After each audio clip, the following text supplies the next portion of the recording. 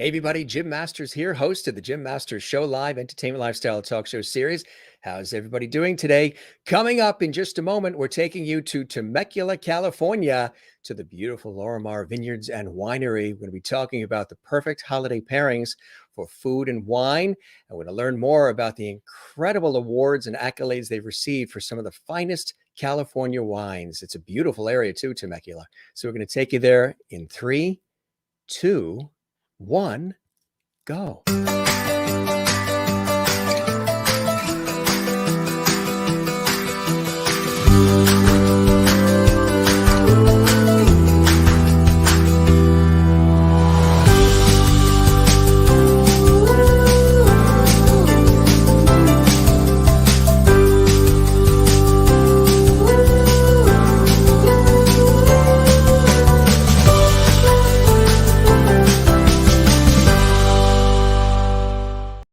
And yes, welcome to the Jim Masters Show Live Entertainment Lifestyle Talk Show Series, where every show is something different. Every show is something special with entertainment, lifestyle segments, variety segments, and of course, our infamous conversations filled with levity and lots of good, poignant moments too. How's everybody doing today? Welcome. I'm your host, Jim Masters.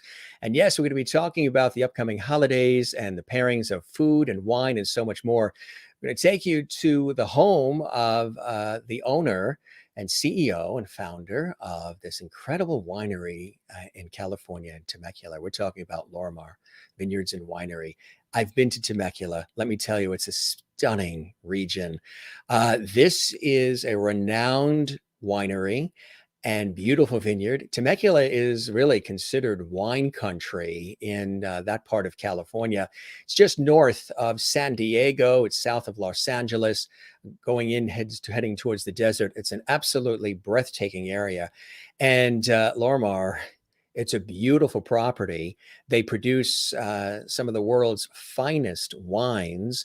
And we have, again, direct from the home of the CEO and founder, Mark Manfield, a wonderful opportunity to learn more about the pairings again of holiday foods with wines, but not just during the holidays. I mean, you'll learn so much more about this incredible vineyard. We're going to take you to Temecula, California, which again, I was on a TV shoot in Temecula pre-COVID, about 2.5 years ago. We were in Los Angeles, then Calabasas, then Temecula. And I was just blown away as far as how beautiful that region of California is. It really is wine country. And of course, Napa to the north as well. But in this particular region, just northeast of San Diego, it is quite a region for some fabulous wines. And Lorimar is one of the leaders in the industry. So yes, we have the chief bottle washer himself and the founder and CEO, wine bottle washer, that is, Mark Manfield, joining us here live on our program. We welcome everybody. We're going to check in with our viewers. This is a very interactive show. If this is your first time joining us, we would love it if you like and subscribe. Subscribe to our YouTube channel, which is Jim Masters TV. There's over 550 episodes of incredible entertainment, poignant conversations, and lots of surprises on all the episodes. You can binge watch on our YouTube channel, Jim Masters TV. Subscribe to the channel. We would love that. Don't forget to click the notification bell so you never miss any of our episodes, and give this episode a like, and also leave a comment for us on our YouTube channel. Gang, we love you for doing that. You guys have been doing that often, and that really helps our show. So again, just telling you a little bit about this incredible facility. What began as a longtime dream for brothers-in-law, Laurie Lipton and Mark Manfield, it came to fruition with the opening of Lorimar Vineyards and Winery. In fact, the name Lorimar itself was formed by Laurie and Mark's first names. At first, we thought maybe it played off, the picture company, the television company, the film company, because it's in the same region. But how cool that it worked out this way with their two names. It's a unique winery concept. It was formed through the combination of their shared passion for music experiences, hospitality, and culinary and performing arts.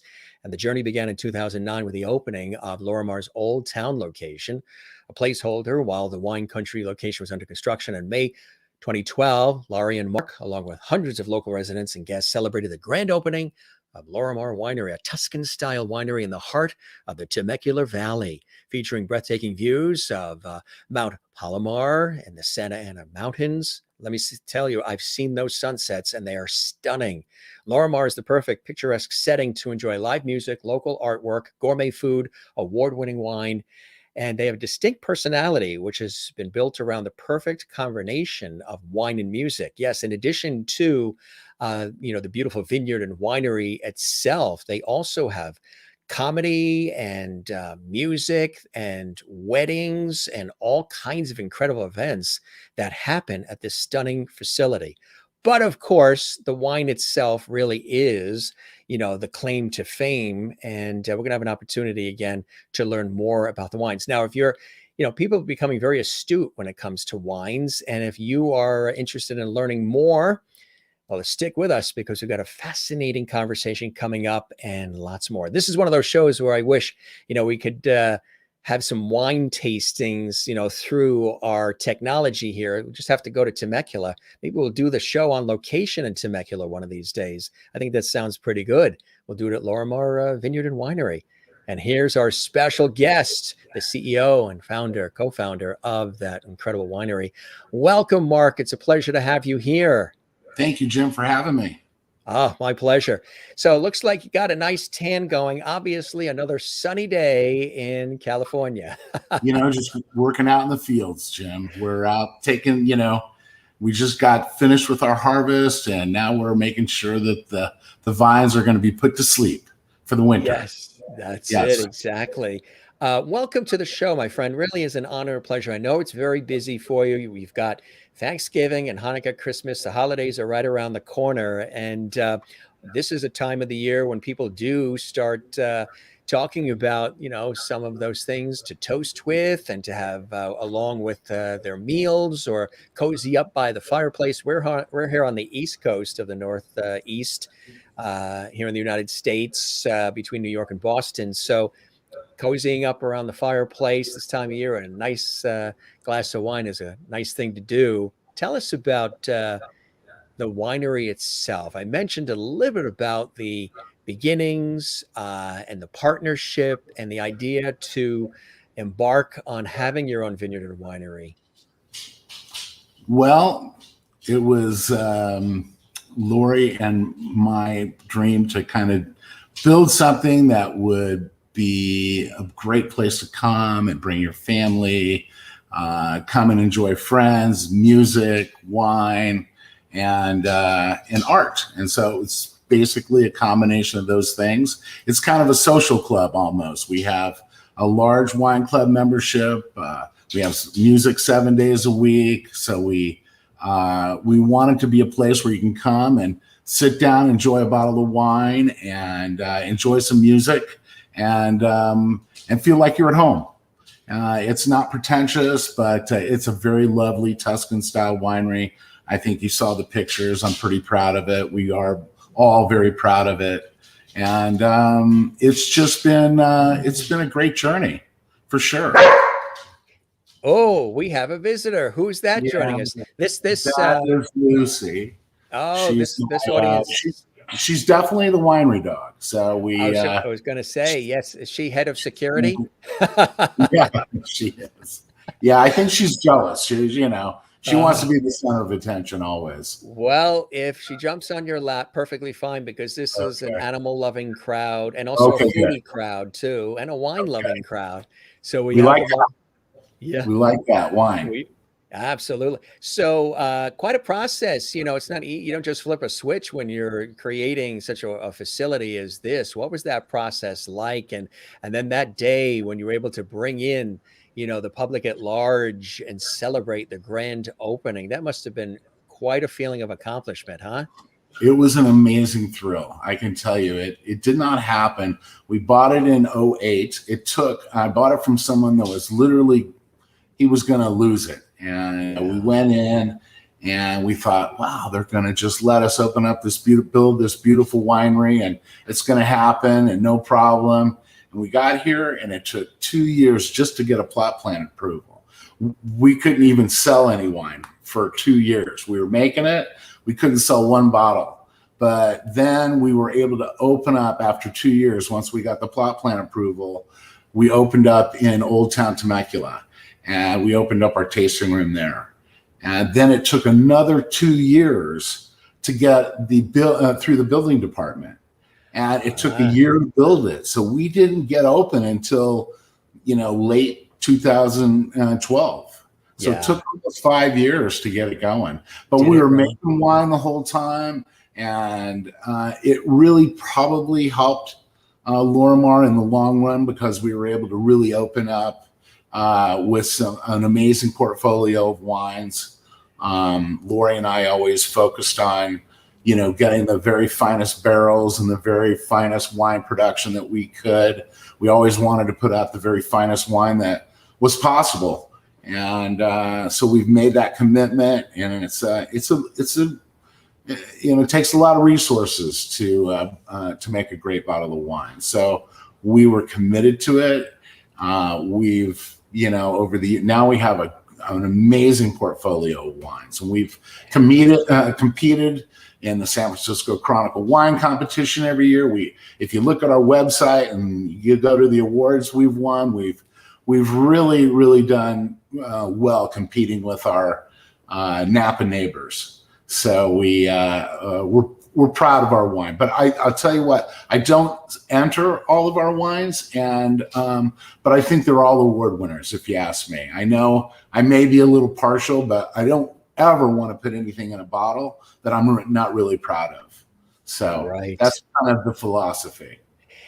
Sometimes when you go to get wine, whether you go to the spirit shop, the liquor store, whatever, or you go to a vineyard or a winery, it could be very daunting and very confusing for people who are wanting to learn more about wines. What I have noticed is people are becoming almost connoisseurs in greater numbers. They're being becoming very educated on the various wines and the pairings and the different flavors and sensations and essences of the wines, and the importance of location and the process of making the wine and the grapes and the harvesting. So much that goes into it. For you, being involved and immersed in this on a day-to-day basis and so invested, what to you, Mark, makes for a really good, solid wine? Solid wine or a salad wine? I like that. A salad wine. A solid, like a really good wine. So Jim, I'm going to kind of start off at the beginning here. Wine, kind of the reason why we started with the music and the wine is because they're very similar. So we, obviously when you listen to music, it depends on what mood you're in to what you want to hear. Depends on your environment. Same thing with wine. Sometimes you feel like a big cab, and other times you want something cool and refreshing. Other times you might want something a little sweet to go with a particular dish. Wine, to enjoy wine is to enjoy all the different varietals, or the ones that you like the most are the best ones. Okay. The thing I would say about wine that I would explain to somebody that's not very experienced is wine is kind of like milk. Milk is, you go to the store, you buy milk, you may buy skim milk, you may buy low-fat milk, you may buy 2% milk, you may buy cream. Okay. And it's kind of the same thing with wine. Depends on kind of what you're looking for. Sometimes I want a medium bodied wine like a Cab Franc or our Sangiovese, which we do really well. We win tons of awards on those. And other times I want a big wine like a Cabernet Sauvignon or a Zinfandel or our Syrah. Those are kind of on the bigger side. And then you have your lighter wines. You have, your Grenache, Mourvedre. Those are, something that you would pair, like Sangiovese is something that you've all recognized as Chianti. That's what is the major varietal in Chianti. So, you Chianti goes with pasta. You remember getting the Chianti in the straw bottles. You're right. You don't remember that? Like you go to Sure. that's what mainly Sangiovese is, and it's a medium bodied wine, great with a lighter fare like pasta. You want a big wine, you may have it with a protein like a ribeye or prime rib or something like that, filet mignon. So it really depends. Like a lot of times you may want something to start off with cheeses and whatnot. So you might go with a Chardonnay. Let's not forget the white wine. So you have your Sauvignon Blanc, and we have an amazing Viognier, which is great. You mentioned salad. That's the one I would go to for salad because sometimes we even make salad dressings out of that wine. It's it's like it's in between dry and sweet. It's not sweet at all, but it's not dry, and it's just an amazing varietal to enjoy, especially in the summertime with salads, something like that. So, like I say, it depends on what mood you're in and what type of meal you're going to have.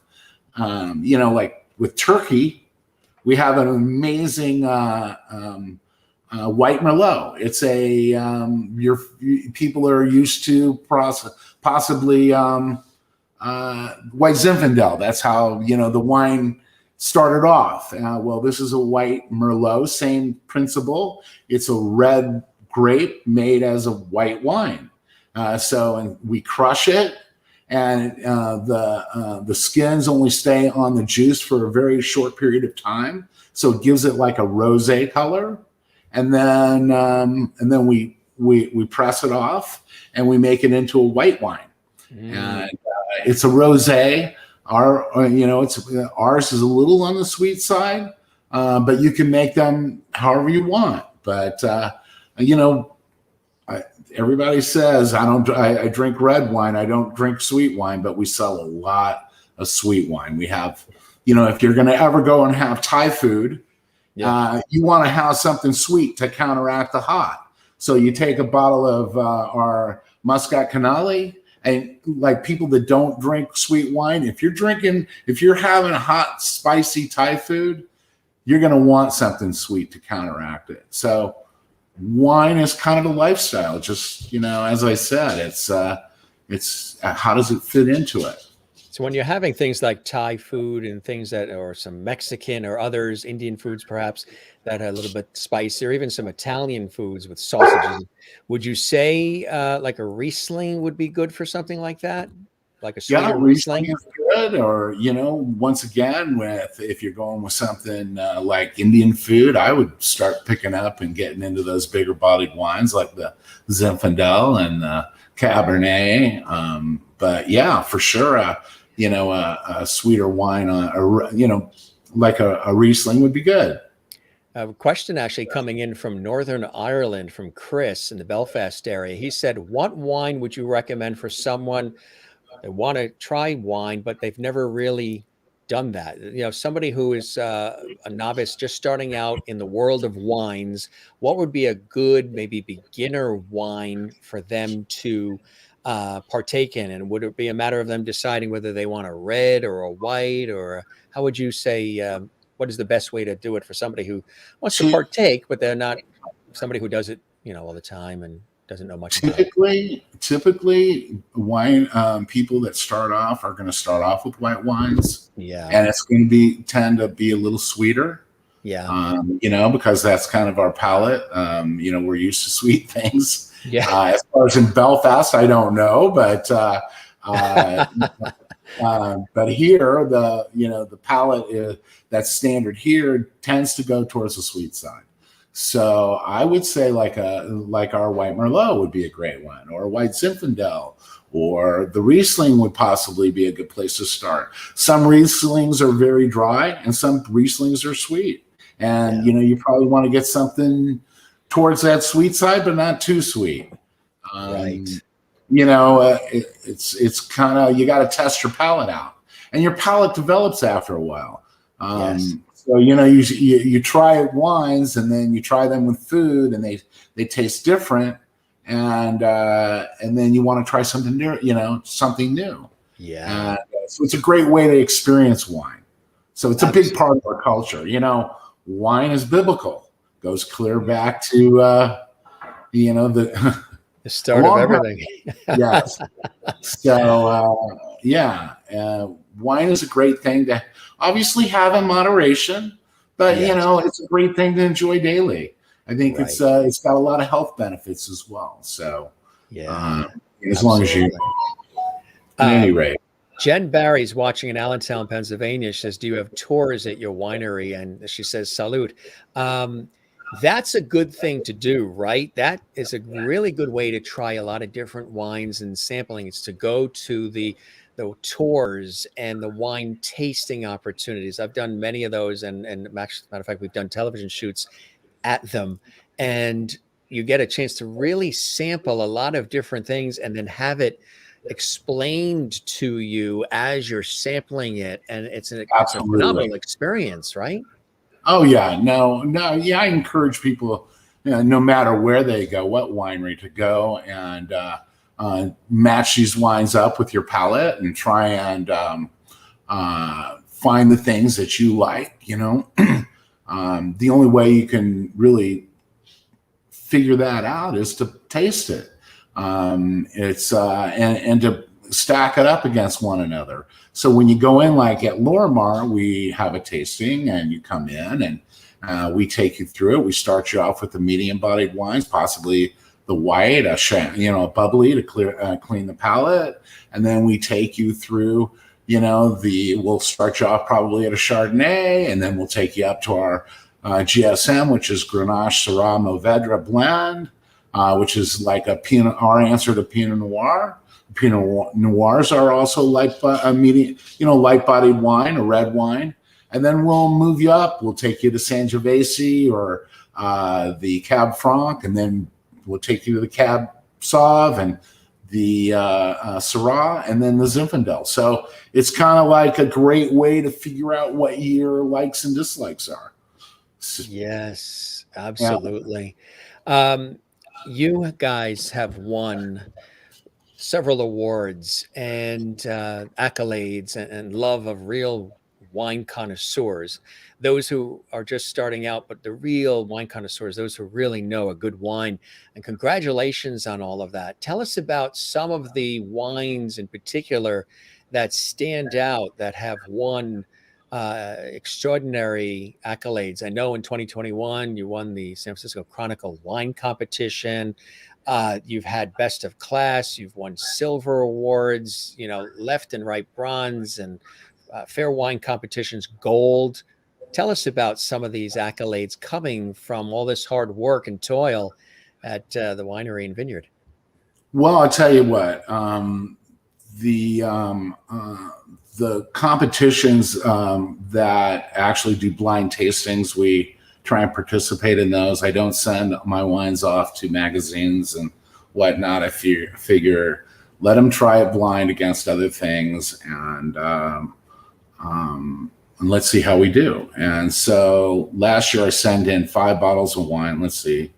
I sent in 6 bottles of wine, and I got awards on all 6 of them. They weren't all gold, but I got a Best of Class on our Mourvedre Petit Verdot. That's our 2017, which is still in stock. We're still selling it. We didn't raise a price. It's, same thing. Cabernet Franc, we won a silver. Montepulciano, we won silver. Cabernet Sauvignon, we won silver. Our Malbec, we won a bronze, and our Zinfandel, we won a bronze. So 6 bottles of wine sent in, 6 medals. And as I think I told you earlier, we don't send in all of our wines. I think all of our wines are award-winning wines. The idea at Lorimar is to put great wine in each category. So somebody's got something that they like, whether it be sweet, whether it be medium-bodied, whether it be a dry wine, a red wine. We do a port, we do a sparkling. So it's really a endeavor to make great wines in each category. So yeah, like 2020, we won 5 medals up there. We our Montepulciano, which I grow here at my house, we won a gold medal. And Cab Franc, Meritage, Syrah, Tempranillo Barbera, which I have right here. I brought up I don't have all my wines. Let me see if I can find this one we won. Let's see, this is the 14. What did we win this one on? At any rate, Tempranillo Barbera. This is our Chardonnay. This is a special Chardonnay. It's made in pungent barrels. It's unlike most Chardonnays that are made. They go in barrels that are twice the size of a normal barrel, and it's malolactic fermentation. So it's fermented on the lees, and so we leave it in the barrel for 12, 13 months, and it doesn't over oak the wine. It just gives it a great nose, a bouquet of oak, but it's the oak is very light on your palate. An amazing wine. This is the Syrah I was telling you about. We've won several awards on it. This is the 16, but we actually have verticals. We have 15, 16, 17, and might I add, it's free shipping to all the states that we can ship to. You can't ship to all the states, but it's free shipping for every order over $200. So you can go to our website, you can buy any of these award-winning wines, and you can have them shipped for $1. I can't give it to you for free, but $1. So yeah. What are the states where you can't, for anybody watching? Oh boy, you caught me flat-footed here. It's on our website. I see you have it on the website. So it is absolutely on the website. There are some. We have international viewers as well, and a couple people have asked, "Do you ship?" That's pretty tough. Yeah, internationally or to Canada. Yeah, I actually we had to go through so many gyrations. My brother-in-law is from Canada, Toronto, and right? Toronto, yes, that's where my wife's family all live, and the Liptons, and we play. It's tough to get wine up there. They've got a pretty locked down. Yeah, and with liquor in general, yeah, in terms of shipping, yeah. Absolutely. But the United States, no problem, as long as it's in the. Let me see as I'm talking to you if I can find it on our website. But yeah, basically just in the United States can we send it. What is it about Lorimar you think that stands out? There's a lot of options and so much choice, and again, it could be confusing for people. They're like, okay, well.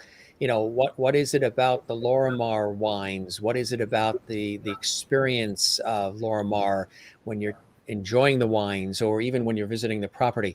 What do you think makes it stand out and extra special from anything else that may be out there?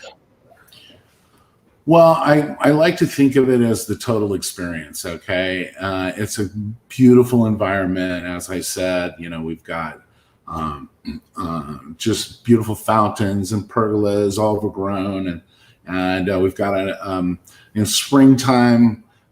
There's orchards all over, and the smell of honeysuckle goes through the vineyards. It's just an amazing experience. Then the music, the art, the food. We do a lot of great food. We have a gourmet food truck, and we put out some great stuff. Some flatbed pizzas and salads and sandwiches, and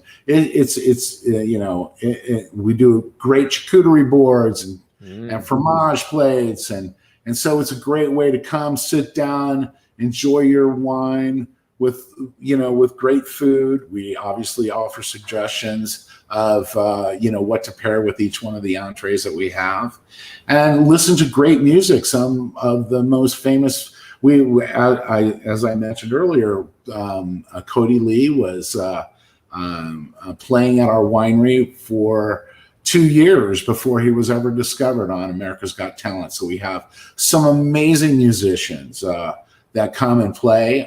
We have music 7 days a week.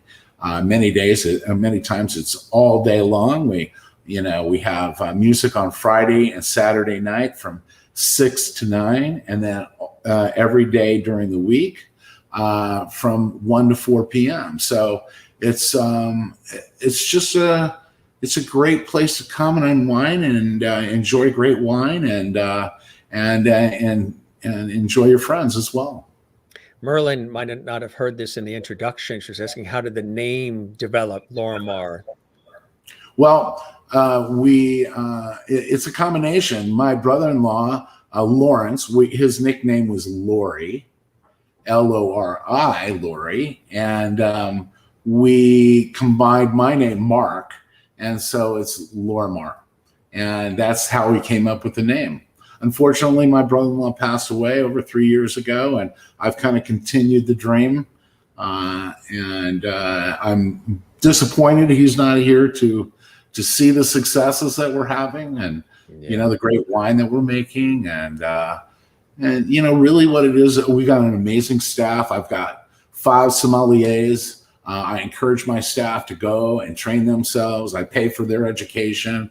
I have 2 level 2 sommeliers, and I have 3 level 1 sommeliers. So when you come to Lorimar, there's always someone to talk to that knows our wines and knows about wine. And it's a commitment, and we got an amazing staff. So, I'm only as good as the people that are in front of the customer. I always tell them that. And so I encourage my people to be warm and hospitable and welcoming and informative. So that is really kind of our philosophy. It's a beautiful philosophy to have, Mark. Absolutely. Before you guys took this big project on of creating this fabulous and renowned vineyard and winery, what were some things you were doing before in terms of your previous life and career?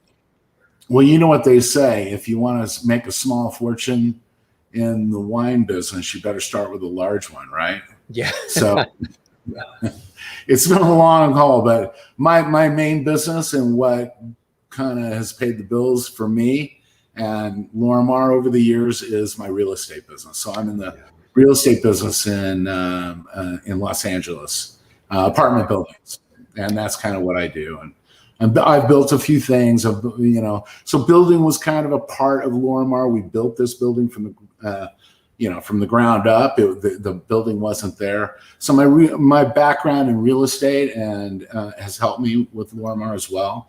There's a nice picture of it. I'm pretty proud of that building. Fabulous. Tell us about what we're seeing. What's contained in this building in this area here, Mark? Well, as you can see in back, that is a little older picture. It's changed a little bit, but the back area where you see all the there's people down in front, and there's a shade sales. There's a stage right there, and that's where we do all the bands. So they perform up on stage. We've got lights, and it's just a great experience out there. And then if you see the front of the building, there's a tower there. That's called the Founders Tower. So that is the main portion of the tasting room. There's 3 areas. There's the wine club tasting room. There's the main tasting room, and then we have the parlor, which is where we show all of our art and we do all of our tastings there. It's kind of hard to explain, unless I could point on here, but it's a great experience, especially at night. It's gorgeous, it's all lit up. And Toby's in Encino, California. Says, how close is that to Pachanga? It's no more than a 20-minute drive at best. Probably more like 15. It's very, very close. We get a lot of people that come to our winery from Pachanga. Yeah. It's very, very close. Sort of a bedroom community for San Diego, right? It's a beautiful area. There's a lot of people that live here that travel to San Diego. Parts of San Diego are only 45 minutes away. You can get to the airport in San Diego in 1 hour. Front door to go. Yeah. Yeah, that's a nice shot too. That's another nice shot. This is also stunning. Tell us about this. I mean, the grounds are sensational. and everybody's That's how. commenting. They love these photos and the breathtaking views of the property. That's the pergola. There's a bridal room off to the right. You can see in the center there's a fountain. The bride. We actually greet our guests for the weddings. They'll come through here. We greet them with a glass of champagne. They walk through the pergola. Then we take them out on our ceremony lawn.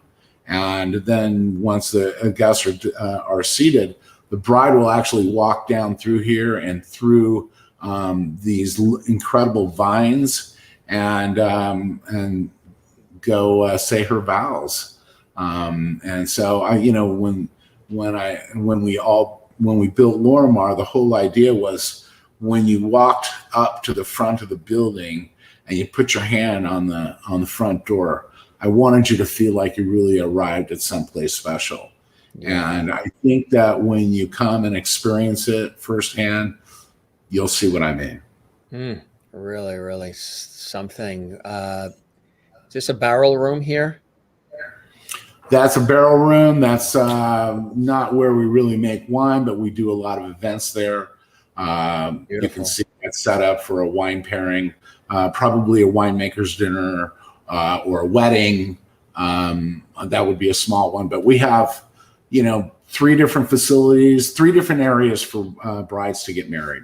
And sometimes we'll use 2 of them for one wedding. Sometimes we'll, but we always only have one wedding at a time.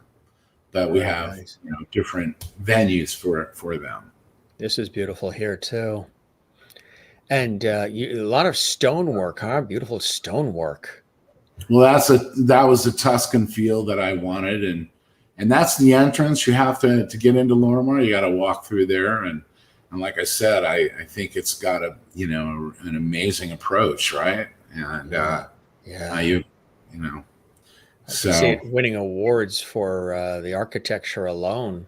Yeah, well, thank you. I'm, as I said, I'm incredibly proud of it. You can see in the back, like there's the main building, but if you see that building with the white roof on it, that is the barrel room. So it's in back. That picture that you saw, that's back there, and they're separate. So we have 2 different locations on that property, and then we have another home that's got an amazing pond, and it's got a home and another facility to have weddings for about 125 people. So we've got like 3 different components. Somebody said that they love Temecula for the hot air ballooning, and we see hot air ballooning going on in that photo there. Yeah, every now and then they land in our vines. Yeah, they're close. Merlin's asking about accommodations. She would be coming from Canada. Obviously, not accommodations on the property, but there are places to stay in the area. There are lots of places and more on their way.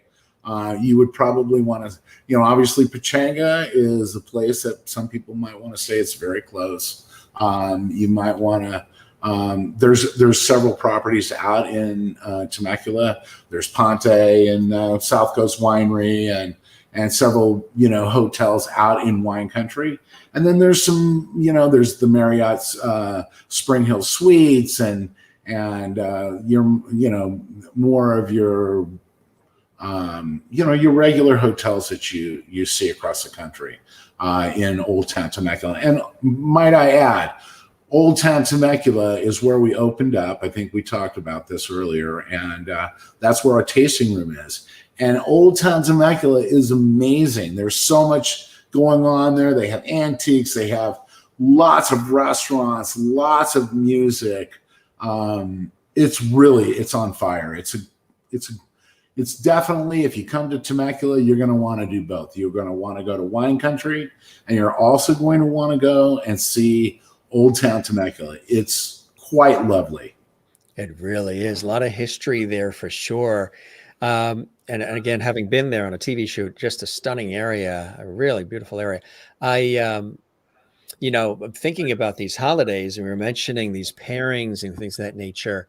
What are some holiday tips? Somebody asked earlier if giving a bottle of wine is a nice gift to give for the holidays. Tell us about that. Well, people love wine. So, you want to give people something that they can use as opposed to, the tie. I don't think neckties are the thing anymore. You want to give somebody, we've got some beautiful baskets put together where you buy 2 bottles of wine and you get these 2 glasses that come in the gift pack. So, you might want to put something together like that. Absolutely. A bottle of wine is something you want to show up for dinner with, people appreciate it. And the good thing about buying our wine is it's got a story. You know the story because you know about the winery, you know about the philosophy, you know how it was produced. We go to great lengths to make sure that we produce some of the best wine that we possibly can.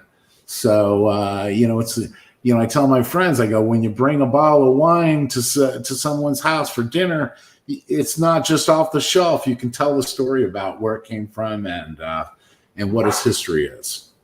Absolutely. A lot of people think when they think about wines and pairing the foods with the wines, they're thinking about, okay, well, poultry and things like that, seafood, always white wine. If you're having beef and other things like that, red wine. But has that changed? And it's a little bit deeper than just the red white thing, Totally right? different. Yes, absolutely. With fish, I a lot of times want to have something, especially with like swordfish or one of your, stronger fishes. You want to drink a red wine. Chardonnays obviously are great, but the Sangiovese, as I said, is great to have with fish and possibly a salad as well. So there are really no rules. Yes, a lot of times you will see people that are having a steak, they're going to want to have red wine, but rules are made to be broken, Jim. Yeah. Yes, they are. Yes, they are. Absolutely. It's really about what you like. That's the main thing. You got to find some wines that you really enjoy and then try them with your foods. And that's always a good practice. Yeah. Are there some that don't really go well, some that don't mix well, food and wine pairings, or is that really up to the Well, I'm, individual? I'm kind of like, yeah, I'd probably go with your drier wines with a protein like, steak or, a filet or prime rib, or I'd probably stick with the bigger wines, the red wines. But, when you go with fish or poultry or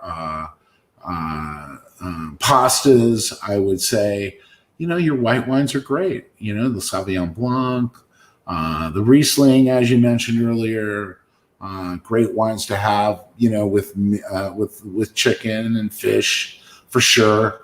But you can also have, your Cab Franc, your Pinot Noir, your Sangiovese with those as well, with the fish or the poultry. So yeah. And then dessert wines too. Define for us what a dessert wine is for folks that are watching that again are learning about wines, even watching this episode of our series. Well, I think you've heard of ice wine, right? Sure, right. We don't make it here, but Right. but it's sweet. They make it up actually from Toronto in Canada. Very popular wine. It's very sweet. So that would definitely be a dessert wine. Or Muscat Canale, very sweet wine. As I mentioned earlier, it's great with Thai food or something really, really spicy. I don't typically drink sweet wines. I grew up drinking Mogan David, for Passover, but my palate's kind of developed from then. But the Muscat Canale, so I don't normally drink it. But if I sit down and I have some really spicy Thai food, I will definitely have a couple glasses of the Muscat Canale, and it tastes so different. It just changes the whole experience. So I think the dessert wines, like we also make a port wine. Well, we can't call it port because port is from Portugal, so we have to call it. We call ours Doce Vita, the sweet life. Okay, but it's really it's a dessert wine, and it's a fortified wine. So we make it from a Zinfandel grape. We harvest it when it's the sugar. It's really late harvest, and then it's fortified with alcohol, with brandies and whatnot. So it's got a higher proof, and you drink a very little bit of it. It's like in an aperitif glass, and that's it's great with a cigar. We do some cigar nights at Lorimar, so we always like to break out the port for the final, the final cigar. We pair it with some, obviously with cheesecakes or chocolate cake, chocolate parfaits, chocolate bars, with the Zinfandel, even with the big Zinfandel, not the port, but the, great to have with dessert. So it's kind of, dessert wines can be considered several things. Yes, absolutely. What are some of your personal favorites, Mark? The ones that really speak to you? So, as I said, music and wine, yes, they both make you feel good. It also really depends on what your mood is and what you feel like at the time. I will tend to go, I drink a wide variety. I will drink our, for the white wines, if it's warm outside or I'm having a salad, it will definitely be probably the Viognier or the Chardonnay. Which I mentioned, we will sometimes even make the wines, the dressings out of those particular wines.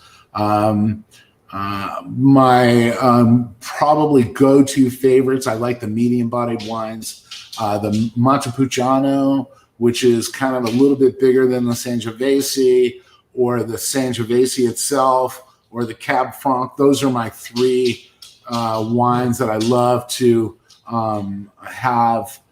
I'd say that I have them more frequently, but if I'm going to have like ribs, or I'm going to have tri-tip, or I'm going to have a big ribeye, go to Ruth Chris and have one of their big steaks, I'm going to have a Cabernet Sauvignon. I'm going to have a Syrah.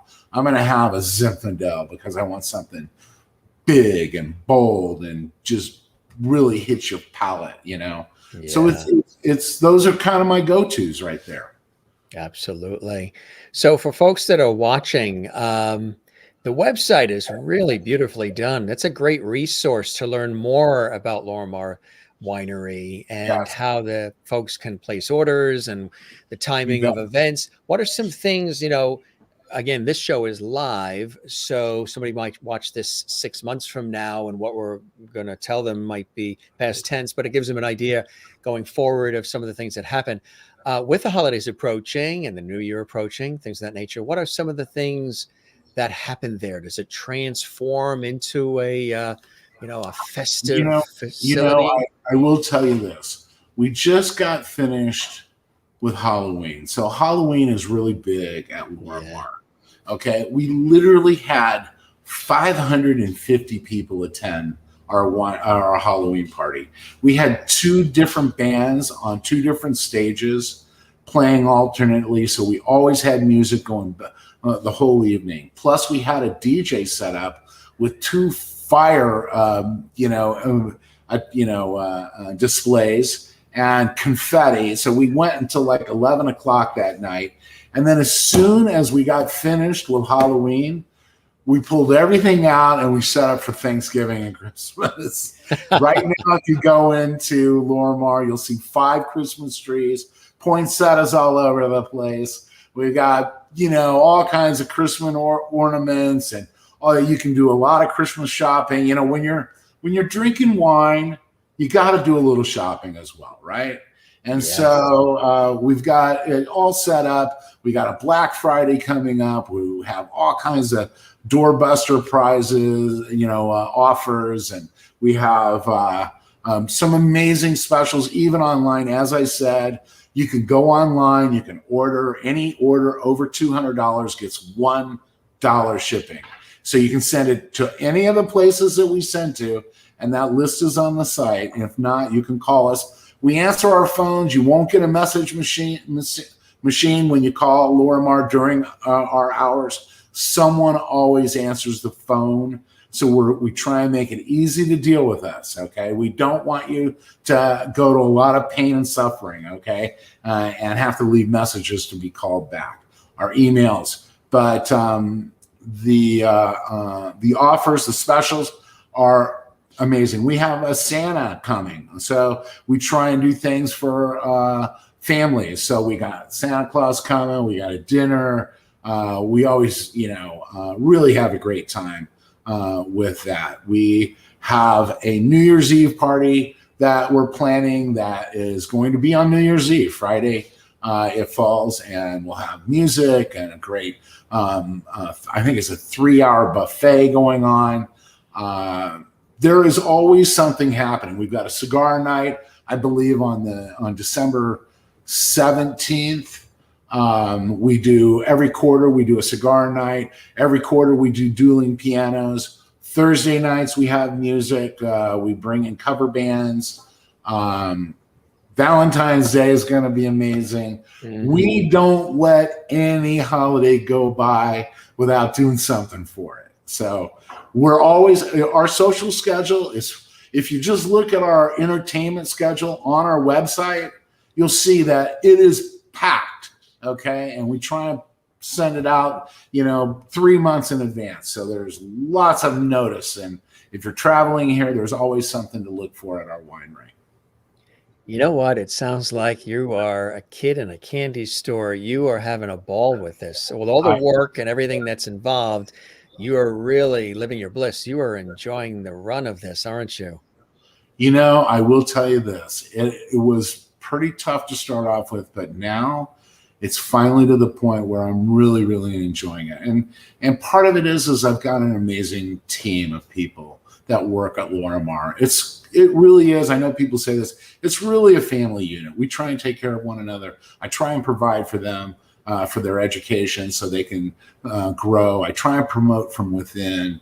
A lot, many of the people that are with us have been with us for years. It's a fun environment to be in and very exciting. And to be able to make great wines, in my later years, it's just, it's a great experience. It really is. That is fantastic. How big is the property? A couple of people were asking. I was thinking about that myself. As far as acreage, how big is that? 22 acres. Okay. But we have about 13 of those planted. And then we have other vineyards, like my home here. I have 2 acres planted, but I have them planted. That's where I plant the Montepulciano. So we do an owner's vintage Montepulciano, and it's amazing wine. We have another 30 acres that we manage, my winemaker and also partner in the partner into the business farms this 30 acres, and that's where we get the lion's share of our fruit. We require about 200 to 250 tons of fruit. So our 13 acres wouldn't supply all that we need. And then we bring in isolated stuff, like, for instance, my Chardonnay. I'll buy that fruit up in Monterey County because I get some special, Chardonnay fruit from up there. So my focus is Temecula fruit, but my focus is also to have a great selection of wines for everyone to drink. And so that's, that's where we get our fruit from. What, you're on the front lines there with this winery. What are some things, prior you were very astute in wine and a connoisseur of wine, but what are some additional things, Mark, along the way that you learned about wines and the winemaking process, and just that gave you an even deeper appreciation being, a founder of a facility like Lorimar? I was incredibly naive when Roy and I first got into this. We didn't really even have an idea what we were getting into. I mean, there's so many facets of this business, and especially the winemaking part of it. It's an incredible investment you have to make in the years to begin with. Yeah. I mean, the French oak barrels that we use, if you want to make great wine, you've got to use brand new barrels, and a third of it needs to be new every year, because without new barrels, you can't make great wine. You can make wine, but if you want to make great wine, you got to have brand new barrels. So every year we have to buy like 300 new barrels. Each one of those barrels, well, now I'm going to say 200 to 250 barrels. Each one of those barrels is about $1,000. Mm-hmm. So every year we throw away a third of our barrels and we buy a third new. So you have to make this huge investment. Then you have all the problems with the harvesting of it. Like your wine is only as good as each individual portion of its production clear to being put in the bottle. Any one of those that falls short, you're going to sacrifice the quality of the wine. So like the harvesting, the maintenance of it, obviously, but then the harvesting of it, you got to harvest the wine at the very moment that it's ready. So we're testing sometimes twice a day to make sure that the sugar levels are where we want them. And then if you don't have the crews available to harvest it at that very moment, you're just sitting there, with, your finger. Anyway, the investment we made we bought the state-of-the-art harvesting machine, so we can harvest our fruit at the exact moment that it's ready. Okay. Because if you wait, it could rain, it could deteriorate on the vine. So we had to make that investment during the harvest. I mean, during the growing season, there's been this big thing with Roundup. You've heard about Roundup and Roundup, the weed killer. People using Roundup, and people don't want that in their food supply. By the way, it's in our food supply big time. Yeah. Okay. Yeah. I mean, all the things that we harvest, all the farming, but we made a commitment not to do that anymore. So we don't use Roundup. We have this machine. It's called an under row harvester. And what it does is it goes in and out of the vines, and it literally cuts the weeds. So we don't have to use that. So all of these things are commitments that you have to make if you want to make great wine. And so I guess that's the thing I would say about the wine business is I had no idea what I was getting into and the detail that you have to go to make it all happen. Absolutely. I would imagine, during the holidays too, do you guys do gift baskets, gift packages, things of that nature too? And is there, if folks are watching and they are within range of Temecula, when you go there, is there a gift shop or facility where people can buy things and have things like that put together? As I said, we have an amazing gift shop, have a lot of great items in there. We have gift boxes already made up, ready to ship. We can ship them out to you. We can ship them to your friends and family. There's items in there like a couple bottles of wine, a corkscrew, and a couple glasses. We have all kinds of great items in there, cheese boards and Christmas items, and a lot of Lorimar gear. We've got hoodies and sweatshirts, and we've got everything concerning wine. Wine stoppers, wine caps, wine pumps that you can pump the wine out if you don't drink a whole bottle. Pours that aerate the wine as you're pouring it, so it can kind of open up. We have a really fun gift shop that people love to come and walk through and shop. Interesting question that came in here from Canada. And again, it's all individual, I would imagine. Just sort of like a generic question, but an interesting one. Um, Sometimes certain red wines give people headaches. Um, I would imagine that the correct answer is because they're not drinking a Lorimar wine.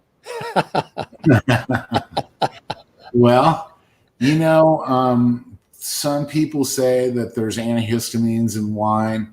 It has to do with um, the CO2 and some of the things, the process. But for the most part, I don't think I think it's a rare occurrence. Some people may not tolerate wine. Sometimes wines you don't know what you're getting. You don't know where this wine came from. So there are issues with how it's made. But I don't think you'll have that problem with our wine. How long, this is an interesting thought. You always hear about wines aging for a good long time to really reach this state of perfection. How does that process work? And does it depend on the individual wine itself? And how do you So know when it's reached this it time does. period where it's perfect to have it years later, maybe? Well, okay. So our wines, the way I can talk to our wines, some people, would probably disagree with me on other wines, but on our white wines, you're going to want to drink those within the first couple of years, 2, 3 years. White wines don't age, okay, unless it's maybe a Chardonnay that has been barrel aged, because an oak aged a wine that's been an oak has tannins in it, and so sometimes the tannins will age and change the character of the wine and enhance it. Um, Most red wines, though, I'd say in general, you're going to want to drink them within 10 years.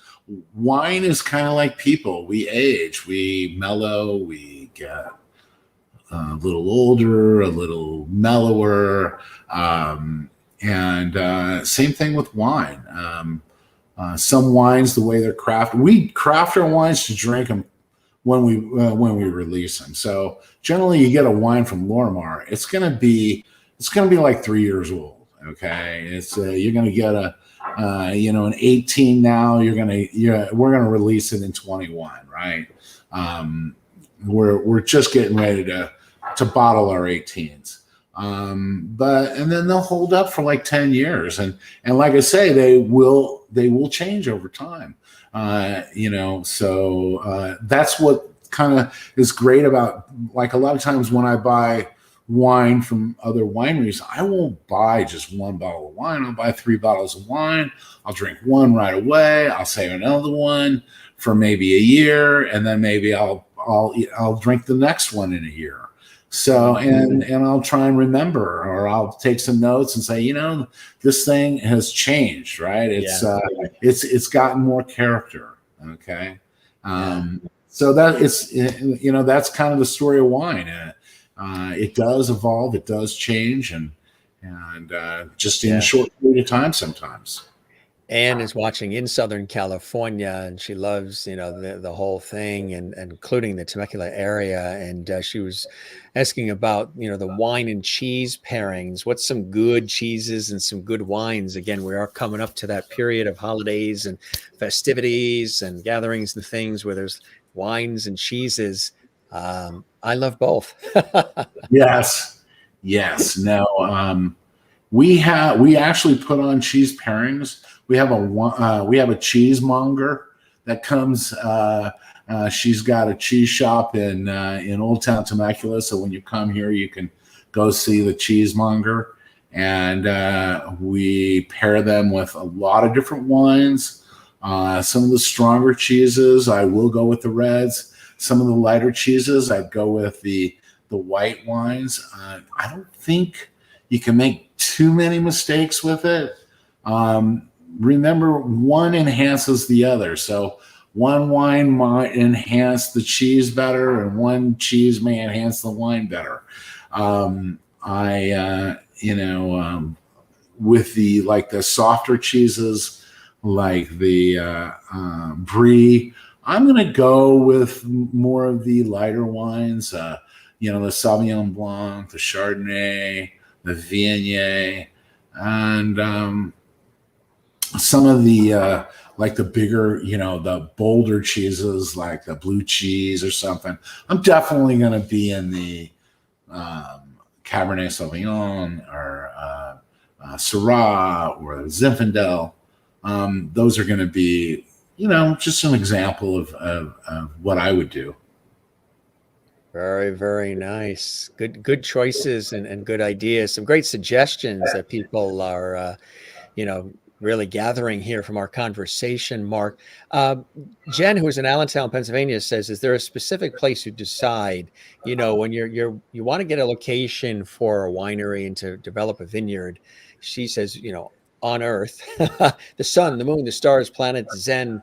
When you're really thinking about it, how do you know where to put it and plant it? And what is it about the area there in Temecula that makes it ideal for what you're doing?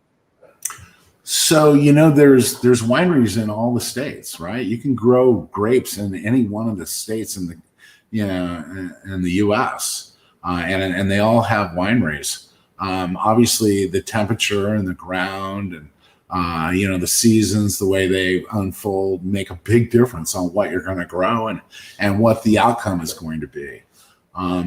Temecula in particular is more of your Rhone varietals, where we have the warm days and cool nights. And we have this is a microclimate here, where we have the mountain range in between us. It's 20 miles as the crow flies to the ocean from Lorimar. From Temecula. But there's no road that'll take you right through there. But there's what's called the Rainbow Gap, and there's a gap in those mountains. And so the moisture rolls in, in the evening and the morning hours, and it lays on the vines. From my house, sometimes I'm above the clouds, so I'm above the moisture, so it looks like there's clouds underneath us, and that all lays on the vines, and then during the day it burns off, and that's what makes Temecula such a great region to grow fruit in. We are not a big region. We're not big like Sonoma or Paso or obviously Napa, but we're very similar in climate to areas in Italy that have the same climate, and so, like I said, our Rhone varietals do really well here. This is it's a granite composition soil, so the vines do really well here. We grow some great fruit. We don't do the Pinot Noirs and the varietals that don't do well in hot heat, because we do get some warm days here. But like I say, you grow. It depends on where you're at to the varietals that you want to grow. Very nice. Very nice. Everybody learning a little something today here on the show. This is really fantastic. So the website really is a good place. And I know a lot of celebrities have passed through, and whether they are, shoppers themselves and wine connoisseurs that are customers of yours, and those who have been performing there as well. And that's kind of exciting too, right? You have everyday people coming through and falling in love with Lorimar, but you also have folks coming out of Hollywood and other parts of the region who are stopping by and falling in love as well, right? As I said earlier, I think if you draw a circle around Temecula, and it was an hour and a half to any point in that circle, there would be 22 million people in that circle. So we draw a lot of people from Los Angeles, Beverly Hills, Malibu. We draw from Palm Springs, San Diego, Orange County, Irvine, Newport. There's a huge, concentration of people here. It's a great place to come, drive. You don't have to drive too far and really feel like you're out in the country. It's an amazing experience here in Temecula for sure. It really is. It really is. Somebody that was watching along the way here who has had his fair share of fabulous wines and cigars and things of that nature, just wanted to say that he thoroughly enjoyed our conversation. Mr. George Burns is with us. Well, I should only have George Burns come down and and he's got his cigar in tow. There it is. Okay. Well, I've got my cigar in tow too. Ooh. We're ready to go. We're ready to go. That's a nice one. That's a nice one. This was awesome, my friend. We learned a little bit about wines, winemaking process, Temecula, your fabulous and renowned facility, the holidays, the pairings of foods with wines, and so much more. And I'd love to have you come back maybe every once in a while. We could talk about some new exciting things you guys are working on that you're excited about, seasonal things that are happening as well. And that would really, really be a pleasure. And if people want to learn more, again, they can go to the website, lorimarwinery.com, and all the information you need is there. The holidays are coming, great gift ideas and things of that nature. And again, the place is available to tour and do wine tastings and more. What about food and like restaurants, things of that nature, on property or in the region? Well, we have a great selection of items on our menu. We have a great selection of flatbreads and different salads with salmon or chicken on them. We have some pasta dishes, pesto. We have some great sandwiches. We do a tri-tip sandwich, like a Philadelphia type sandwich. We do a charcuterie. We have some amazing charcuterie boards and fromage, cheese plates. We try and keep it simple. We have some, obviously chicken wings and all the things that you need to kind of get by. And then on Friday and Saturday nights, we do some steaks. We do, some fish. We'll do a salmon fillet. So we've got something on the property. But if you want great food fare, Temecula in general has some amazing restaurants. There's Old Town. There's other wineries that have amazing restaurants. We're kind of a humble, we're not too full of ourselves, but we really try hard, And so I think we've got a great thing to offer for sure. Jen Barry says, thank you, Mark and Jim. Salute. And Jane, who's watching actually in Sweden. Thanks, Jim, for an interesting show. Thank you, Mark. Jen says, can we have Mark back? Love him. Mary Bishop is watching, and she says, thanks for all the information, Mark. Kathleen Walker is watching. She says, thank you for being here, Mark. Cool and interesting show. Juanita here saying, enjoy the conversation, learning about Lorimar. Thank you, Mark, for spending time with us as well. This really was my pleasure to have you here, and I really appreciate, all the time you've given us. Anne in Southern California there says, going to have to drag my hubby to Temecula. Absolutely. Bring them down. And by the way, we have beer for the guys that don't want. Oh, you do? Yeah. So we have some craft beers, some really good ones. I have an Irish young man that's my tasting room manager, and he makes sure that we have all the current stuff. So if you want beer and you don't want wine, we can accommodate you as well. That is awesome. I wish you the best and the best of the holiday season, Mark, and let's stay in touch. I'd love to welcome you back, and I hope the show met whatever expectations you had. You enjoyed the time with me as I have with you. Okay, Jim. You know what, Jim? You got to come out and visit yourself sometime. Yes. Absolutely. Next time you come to Temecula, make sure you look me up. I will make sure that we run through all the wines with you, and then Oh, we'll find you a place to lay your head down. that's perfect. Yes. That is a date. Sold. Okay. That was an easy sale. There you go. There you go. Thank you, Mark. You be Thank you, Chad. well. Best Okay. of the holidays to you, the family, and everybody at Lorimar, and continued success. Okay. And you as well. All right. Cheers. Cheers. Bye-bye.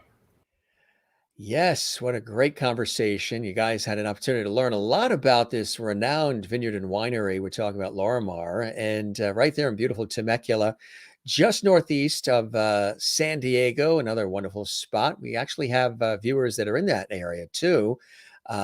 So, take a ride up to Temecula and check it out wherever you are. Actually, if you're in that region, just get yourself over there. It really is a phenomenal place. And it's just fun. When you go, if you've never done wine tastings and wine tours, I've been on many, they really are a lot of fun. You learn so much. And again, which is a good point, and I'm glad Mark threw it in at the end there, if you are going with somebody who loves wines, but perhaps you don't, or you do, but you're bringing people who don't, they do have beer there as well. Some great beers there as well.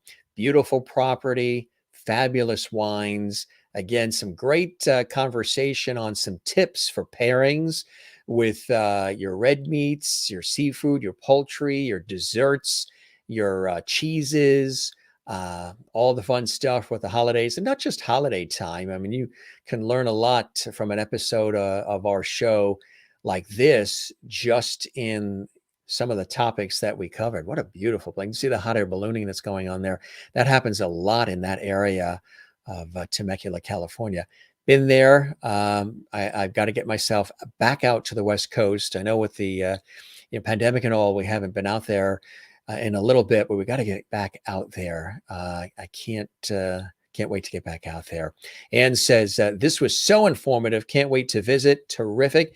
They'll be waiting for you, Anne, and they will take good care of you there as well. And Jen says, Jim, what a great show with you and Mark.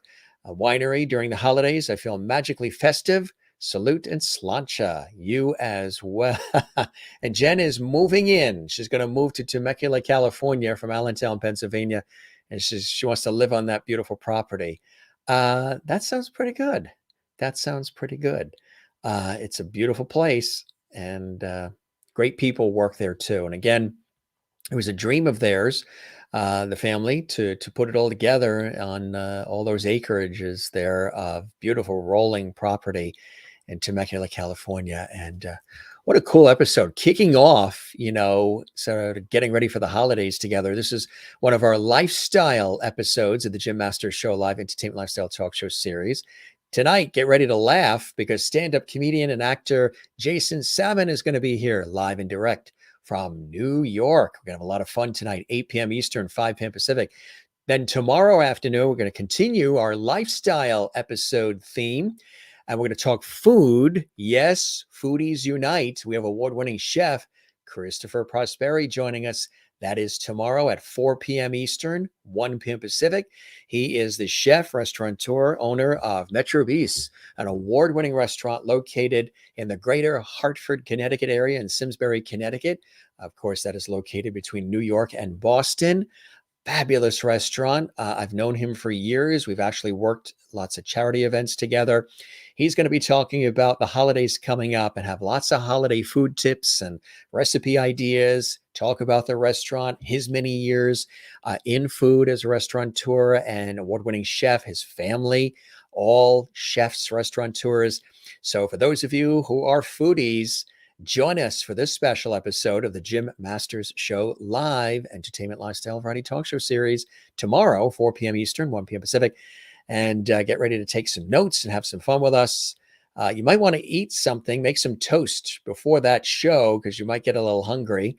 So again, we're counting down for the holidays, but also these are great episodes to watch even when the holidays aren't around because you learn some cool things along the way. Then tomorrow night, again, it's a double Loverty Day today and tomorrow, from the very popular soap opera on ABC television. He plays Elijah Crow on General Hospital, and also he's been on Law and Order, Chicago Med, and so much more. Award-winning actor Dan White is with us tomorrow night. That's Tuesday night, 8 p.m. Eastern, 1 p.m. Pacific.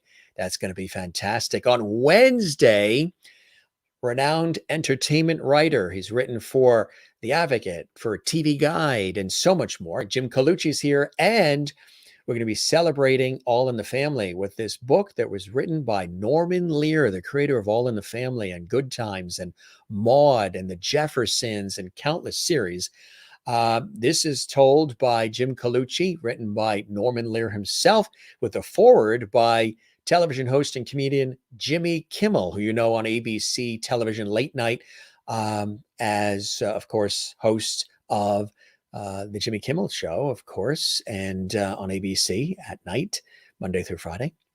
So we're going to be talking about this legendary series. This book is All in the Family, the show that changed television, and it's going to be really cool. He also wrote material on the Golden Girls and so many television shows and movies and so much more. He's incredible. He's with us on Wednesday. We're looking forward to that as well. Just some of the great guests.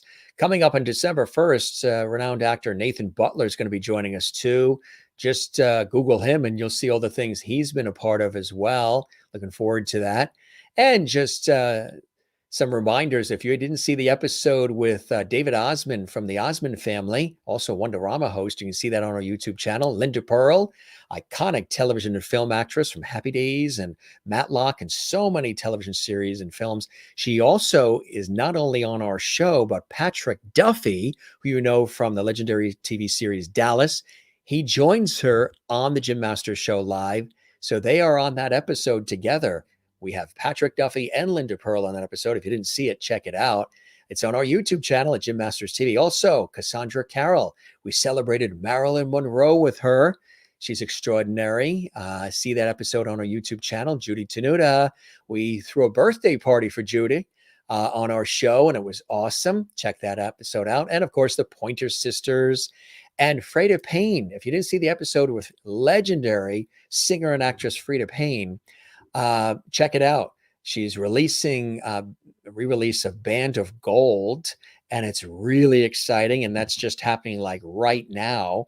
And if you didn't see the episode when legendary musical icon and singer and actress Freda Payne was on our show, we actually sang happy birthday to each other as well just a few weeks ago and back in September. So check that episode out. That's on our YouTube channel as well.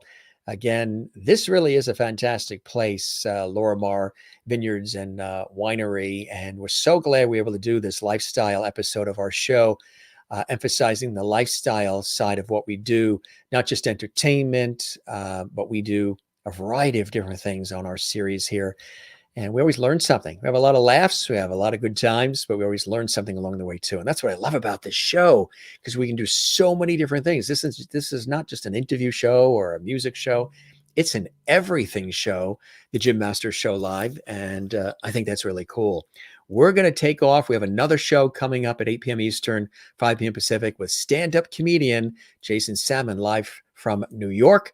So we welcome you to join us for that. We thank Mark Manfield for joining us here from Lorimar Winery. He is the CEO and co-founder of the award-winning Lorimar Winery in Temecula, California. And we appreciate him being with us here on the Jim Masters Show Live exclusively. Some good time we spent with him here on the show. We thank him for joining us. So check in a couple of comments here, and then we're going to scoot off quick. And let's see what we have here. Kathleen Walker says, thanks, Jim. See you all later. Absolutely. Juanita says, I'm hungry now. Would love a cheese platter and some wine, but it's way past midnight. We'll have to dream some up. I agree. I think I want some right now, too. Jen Barry going to be with us for the 8 o'clock show with stand-up comedian Jason Salmon. Now, if you are not watching any of this live and you're watching this later, this is all old news, but just scroll through the binging opportunities with our YouTube channel, Jim Masters TV, and you can see all these great episodes we're talking about here. So you've got a wine and sweet potato festival this weekend. Very, very cool. Enjoy that. And great comments coming in here. And who's right there in Southern California. She's going to be heading up to Temecula and checking out the vineyard and winery, which is awesome. See you guys later. Got to get back to work. Oh, she's at work. Don't tell anybody. She's watching from work. I know some of you, because we're on in the afternoon right now, you're watching from work. It's like 5:30 Eastern time here right now, like 2:30 or so. Was it 2? Yeah, something like that for you guys there and on the West Coast. Thanks for joining us as well. Kathleen Walker in New York. We'll see you later as well. And everybody watching and checking us out. Mary Bishop in Florida says this was this was another wonderful, informative show. See you tonight. Absolutely. Yeah. Ooh, a cruise where we fly out of Mark's Winery. That sounds good. That sounds good. We were talking about the Lovely Cruise and we're talking about 2022 or 2023. I think a lot of you said 2023 was better. There is a cruise opportunity to go to Bermuda in June. It's part of a doo-wop cruise in June of 2022. If you guys think you would prefer that, we could work towards that, or we can just wait and work towards 2023, and that would be more in the summertime, and that would be just us. So a lot of different things. You guys let us know if you would prefer to go on the Lovely Cruise in 2022 in June or a little bit later in the summer of 2023 from New York to Bermuda. Yes. Yeah, we've been talking with the travel agency about that, and they threw a couple of options our way. And I think we mentioned it on a couple of past episodes, but there are some options there that we're narrowing down. We're just giving you guys the opportunity to decide if you want to go in 2022 or you'd rather us go and work towards 2023. Before you know it, both will be here. So we might do June 2022 or later in the summer of 2023, heading out to gorgeous St. George and Hamilton, Bermuda as well. Sherry Larson says, thank you, gentlemen. We'll have to watch in the archives. Got busy. See you tonight as well. And Christine Clifton, thanks, Jim, for a fun and interesting show. Thanks to Mark for sharing so many tips and fascinating information about wineries. Learned a lot today. See you all soon. Lovely. We'll be here tonight with stand-up comedian Jason Salmon. Yes, yes, yes. I love it. All right. It's 11:30 p.m. for Jane in Sweden. Get some rest. Get an hour's nap. See you tonight and salute day from Jen as well. Gang, thanks for joining us on this episode of the Jim Masters Show Live. Don't forget to subscribe to our YouTube channel if you haven't. Jim Masters TV. Click the notification bell so you never miss any of our episodes of our incredible fun series. Click like on this episode. That is that little thumbs up you see. You're on our YouTube channel right now. So take a look at the YouTube channel and you'll see that little like, thumbs up. Click that.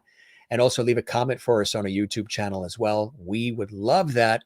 And it really, really helps us when you do, because then YouTube takes the episode and they blast it out to more people when they see folks are enjoying it and they're commenting and they're clicking thumbs up like. So we would love if you can do that for this episode and all the episodes. Yes, road trip to Lorimar Vineyards and Winery, hopefully soon. We're going to scoot out. We're going to have some dinner. I'm starving now talking about cheeses and all this food. I don't know about you guys. We'll see you on the next episode of the Jim Masters Show Live Entertainment Lifestyle Talk Show Series. Best audience in the world right here with all of us. We love you guys. Take care. We'll see you again soon. Cheers.